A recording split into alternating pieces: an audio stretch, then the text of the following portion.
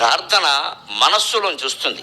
మాట రూపంలో వచ్చిన మాట వచ్చేది మనస్సులోనే కదా, మాట వచ్చేది మనస్సులోంచే కదా. అంటే మనస్సు పెట్టకుండా ప్రార్థన ఎలా చేస్తాం? మనం చాలా విచిత్రమైన మనుషులం. మన మనస్సు లగ్నం కాకుండానే బోల్డు దండకాలు చదివేస్తూ ఉంటాం, బోల్డు సహస్రనామాలు చదివేస్తూ ఉంటాం.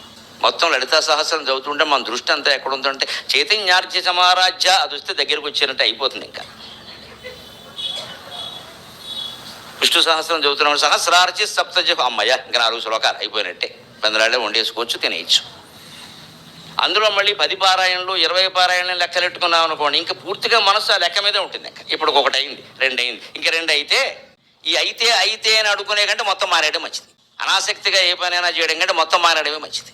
ఈ అనాసక్తి మనస్సుకు ఎందుకు వస్తుంది అంటే మనం భారం పెంచేసుకున్నాం దాన్ని. బండిల్ ఆఫ్ వర్క్ అంటే చూడండి, ధాన్యం బస్తాలు బండి మీద వేసినట్టుగా మనం చేస్తున్నాం పారాయణ అనేది. ఇది 100 సార్లు చేయాలి, 100 మంది చేయాలి, 100 రోజులు చేయాలి, 100